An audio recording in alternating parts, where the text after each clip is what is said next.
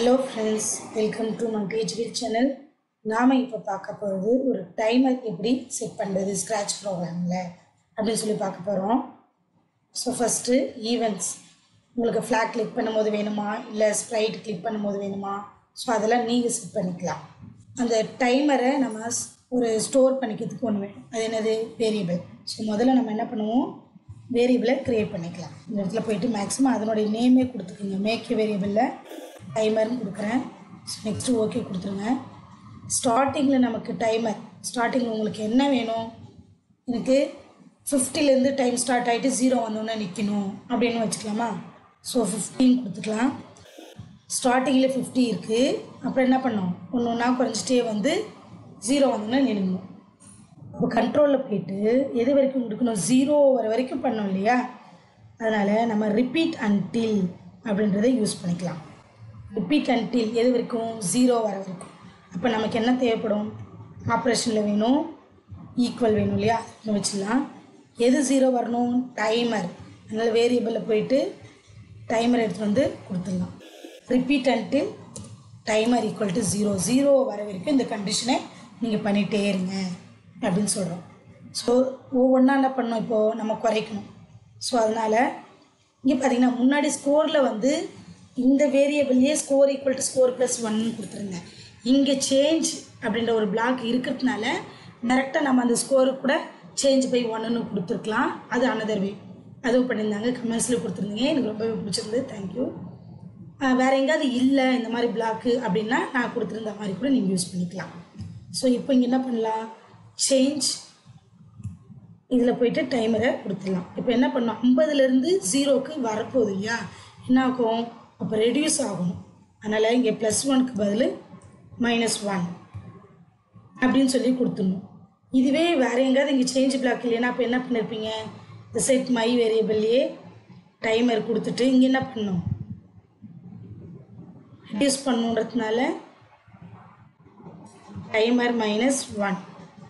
வேறு எங்கேயாவது change variable இல்லை, இந்த ஸ்க்ராட்சுக்கு இருக்குது, வேறு ஏதாவது நம்ம பண்ணும்போது அந்த இடத்துல வேரியபிள் மட்டும் தான் இருக்குது, சேஞ்சு இல்லை, அந்த பிளாக் இல்லைன்னா அப்போ இந்த மாதிரி நீங்கள் யூஸ் பண்ணிக்கலாம். ஸோ இது இப்போ எடுத்துகிறேன். இப்போ நம்ம இங்கே சேஞ்ச் இருக்கிறதுனால சேஞ்சை கொடுத்துலாம்.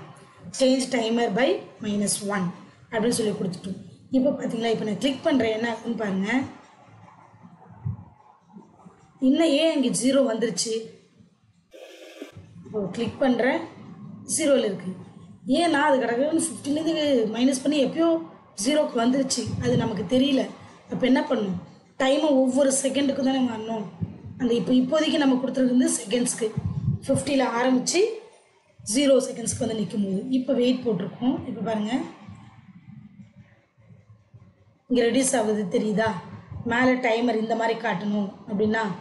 ஸோ இந்த இடத்துல நீங்கள் டைமரை வேறு வியூ பண்ணுற மாதிரி கூட வச்சுக்கலாம். ஸோ இந்த மாதிரி வச்சுக்கிட்டு எனக்கு அந்த இடத்துல சர்க்கிள் மாதிரி வைக்கணும் அப்படின்னு என்ன பண்ணலாம், நீங்கள் ஒரு ஸ்ப்ரைட்டு